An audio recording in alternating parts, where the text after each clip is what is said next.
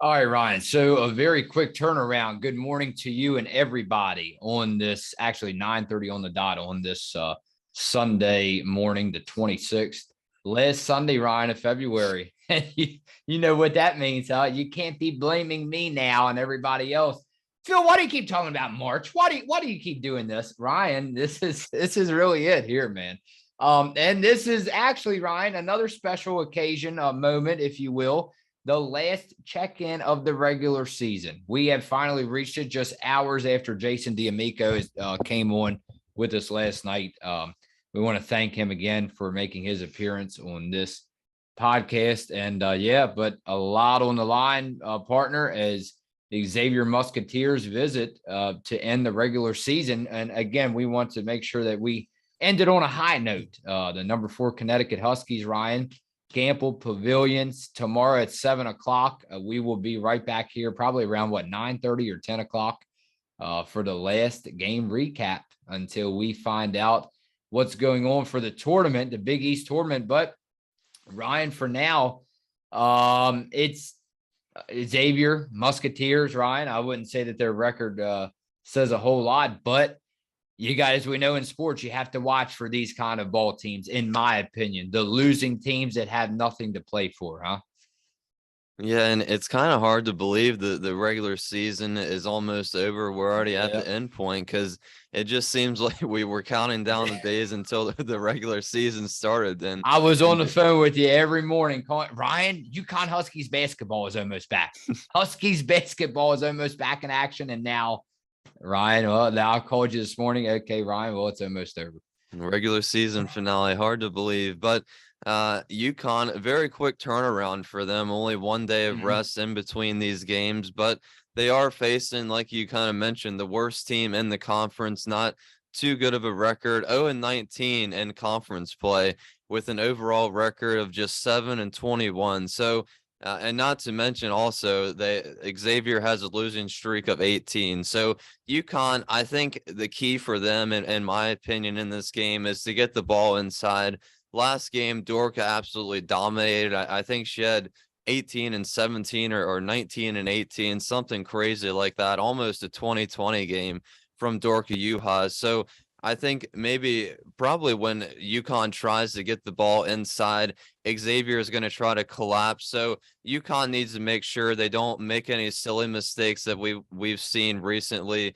Try not to turn the ball over. I think that's going to be important, and just not make any mistakes that you can't explain, because some of these mistakes that UConn makes, you just can't explain, and some of them don't make any sense. So hopefully they can clean some of that stuff up. And I think in that game against DePaul, they didn't turn the ball over a whole lot. I think they cleaned it up in the second half. So hopefully in this entire game through all 4 quarters, UConn can turn up some of the turnover, or clean up some of the turnover mistakes. But there's not really any way to sugarcoat this one. Not really any way I can find some words to try to make this one sound any better for Xavier than what it already does. But Xavier, they're just not a really good team, and I usually don't say this about any team and about a team that should get blown out by another team, but UConn totally outmatches Xavier. And really, this game, it shouldn't really be close. I mean, it just shouldn't, and that's really not. There's not really much else you can say about this game. Is in my opinion, I just don't really think it should be close. And to add to your statement about this last check-in, I will just go ahead and tell you, Ryan, the last time that Xavier won a ball game this season is December the 9th. Was December the 9th against Cincinnati, and that was a 48-35 victory. Um, so yeah, usually I'm not, uh, I'm not trying to. I'm speaking about UConn on these last check-ins a lot. But in a way, I know we root hard for UConn. In a way, you have to feel sorry for Xavier, man. I mean, so can you imagine December the 9th? I mean, that's long even before Christmas time. That's the last time, Ryan, that they have earned a victory. December the 9th. Try to get that in your head. Yeah, and I think, well, I mean, obviously for Xavier, it's been a long season. I mean, not winning at least one conference game, it just really has to suck, right? I mean, if you're a part of that team, it's definitely been a long It season. sucks. So, It just uh, sucks.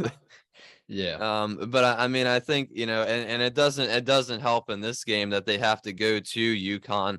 And the last time they played them, of course, the score was 73-37. So Xavier didn't even score 40 points. Will they score 40 points in this game?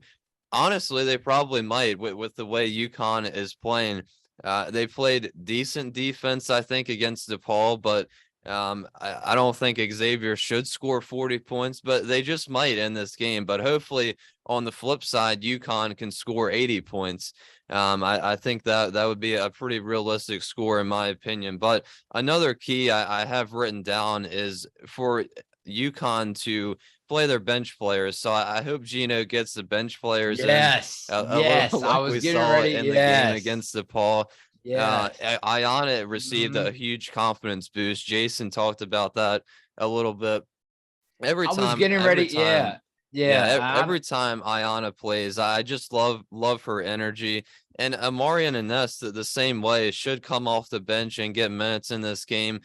Even if it's not a blowout, these three players off the bench should be able to come into the game and get 10 to 15 minutes, I think.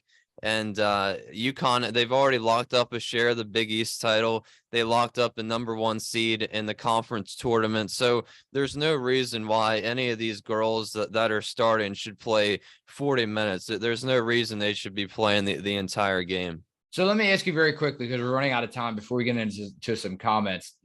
Something to go along with that. I know, don't you just love it all the time? They're like, man, Phil is off of his rocker. Phil does not know what he's talking about. I probably don't half the time, huh, Ryan? But at the same time, seriously, to go along with that, would you recommend? I wanted to ask you this, a good question for you to test you, to really test you on a Sunday morning, early, because usually you still be in bed, them Z's just flying out of your mouth, right? But I'm glad that you were able to join me this early on Sunday morning. I'm glad I have the thought of asking you this to put it all out there on the table, especially because you at least have a lock in first place in the Big East to share with Villanova, right? Even if you tie, that's a Right. lock of Yeah. first place. So you have that checked off. You're going into the Big East tournament, so that's checked off. You're making March Madness, so that's checked off. What I was asking you was, would you go? What's your take on this? Would you go as far as switching up the starting lineup just for this game? I mean, it's definitely a really good point, and maybe I would say yes if AZ Fudd was available, Mm, but I just don't see it happening. I don't think okay. Gino switches up the lineup this late in the season. Okay. I mean, I wouldn't think it would be a bad idea to rest the starters, but the problem is again that UConn doesn't really have the facilities to rest all the starters or probably even some of the starters. If Gino wanted to rest Nika or Dorka or really any of the starters, I don't think he would, because then that would leave Ines and Amari or Amari or Ayana to play the whole entire game. So Yeah. or most of the game. So I don't see Gino doing that. It's Okay. not a terrible idea, but I just don't see it happening. Well, maybe I just brought it up because I want to see the comment section blow up, huh? Yeah. All right, here we go. Some comments, and then we will get on out of here and enjoy our Sunday. How about this one, man? I have to read this one right away. Jason D'Amico, to Phil and Rye and the rest of the Listen Up fan base, thank you so much for allowing me to be a part of this fantastic show. You all bring a lot of happiness to a lot of people, myself included, and it was a privilege to share my thoughts and opinions with everyone. Go Huskies, peace. Wow, Ryan. Well, we definitely appreciate it, Jason. We appreciate you joining and watching the show as always, and that goes to everybody else watching too. And we definitely appreciate all the support. Couldn't do it without you guys. So yeah, and hopefully you can join us for another one, maybe during the off season and possibly next season as well. And that goes for anybody else I would like to join. But as always, we thank you for joining us and appreciate you watching. How about time for one more? Let's go with, how about Jamie? We haven't heard from Jamie in a while. Jamie goes, great podcast. As a lifelong fan, I can say UConn fans are so, um, are so spoiled and arrogant because we are the basketball capital of the world. The knowing each year of the dominance we would witness, Ryan, you were speaking about this, the ball movement and phenomenal athletes, the consistency year in and year out. We are spoiled. Now ridiculous streaks have been broken. With these significant injuries, we are wounded and vulnerable this season, but it is what it is. I was entertained today, and the anxiety of these close games causes discomfort, but I'm a super fan of not only UConn, but women's basketball. And I saw good ball movement by both teams. Great defense. I witnessed Carol fight through a rough shooting night, but can we show some grace after her complex concussion? We know she's a baller, high IQ, finds rebounds, and shooters shoot. My biggest complaint about Nika was her points, and she shot 50% for 13 points, 100% free throws, 4 for 4. That's what I want for her every night with her assist, her defensive, or her defense. Yeah, her defensive. Her defense is fire. I'll be at Gamble Monday night. Okay, so Jason won't, but she will be. I'll be at Gamble Monday night to watch Nika set a school record in assists and to celebrate Lou and Dorca's time with the program. Well, yeah, I shouldn't say I forgot about it because that's quite an accomplishment. That's going to have to definitely be talked about tomorrow night. We cannot forget about that, Ryan. Nika has a chance to pass Sue Bird on that all-time assist leader for a single season in program history. So we can't forget. We have to keep our eye on that and maybe make a note of it right now before the game recap tomorrow night. Yeah, let's go ahead and write that down. Or else we'll get tore up. Ryan, why didn't you celebrate Nika Mule?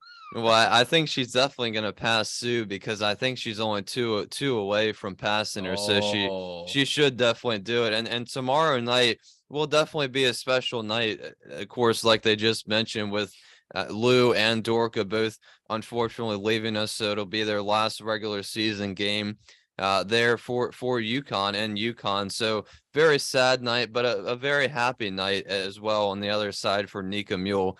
But that was a really good comment. I liked every part about that from the basketball capital of the world, which is UConn. There's definitely been a lot of winning over the past 40 some years that UConn's been coaching this team, and CD has been alongside them for this whole entire journey.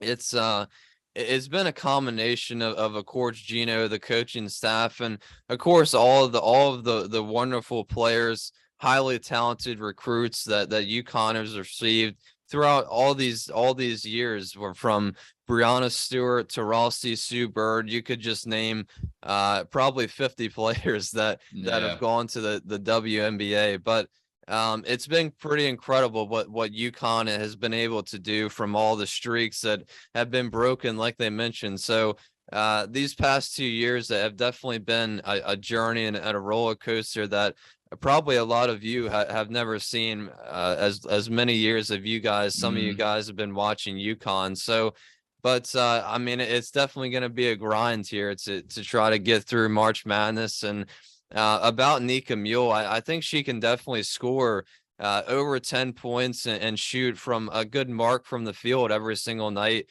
from threes, field goal percentage, free throws. She can definitely do it.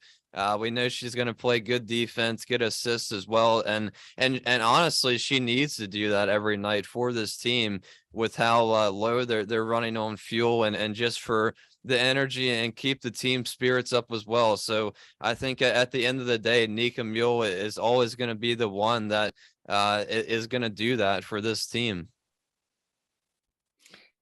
Hey, Coach Melanie Moore and company coming to town to try to pull off the impossible and what we don't see happening, Ryan. So we're going UConn easily. I'm sure you agree with me on that. Again, Gamble Pavilion, 7 o'clock, and that will put a cap on the regular season.